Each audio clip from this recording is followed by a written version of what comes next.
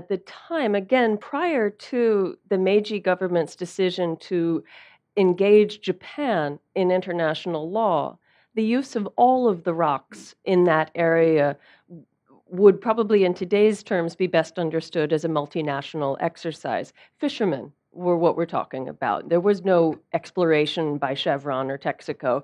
This was fishermen chasing fishermen around the islands. In Korea's case, yes, there is a map from the Shilla dynasty that would argue that the territory claimed today as Dokdo is part of the Shilla space. And then there are countless maps in between. Both the Korean and the Japanese governments have spent thousands of dollars finding every map on the planet that has the rock for one zone or the other.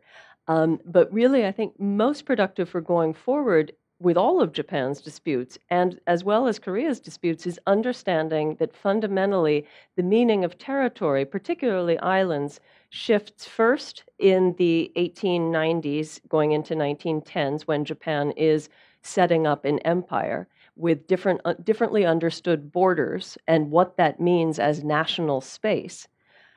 And as well as today, there is a different meaning of islands in play, which gives the contests over these territories a far different valence than it had 100 years ago. And I often like to explain this as a disc jockey with two spinning discs at the same time. One of the discs is the legacies of the empire and total war, and that's the one that brings people to the streets to care about these issues.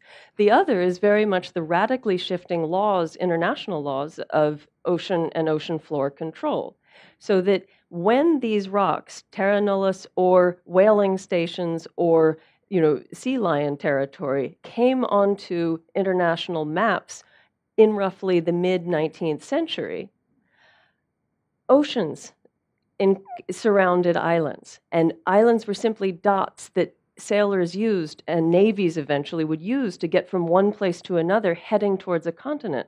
But I think for the 21st century, islands are something totally different. Islands actually own the ocean around them, and particularly with new laws for controlling the ocean floor and continental shelf area, which is obviously the resource of the future that everybody wants, with rare earth minerals included with fossil fuels.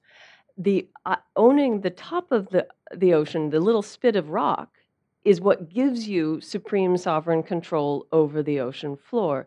And so there's, again, I think why it's in our interest, all of us, to understand this point is that we're dealing on two levels of who owned what at what time and for what purposes. And the meaning today is so different from when these islands that, if you speak to somebody who claims to be part of the Ryukyu kingdom, for example, what would become Okinawa, they think the islands are part of the Ryukyu Islands. They don't think they are Japan's or China's. And so it's, there are all kinds of different ways of claiming this if you want to use historical documents.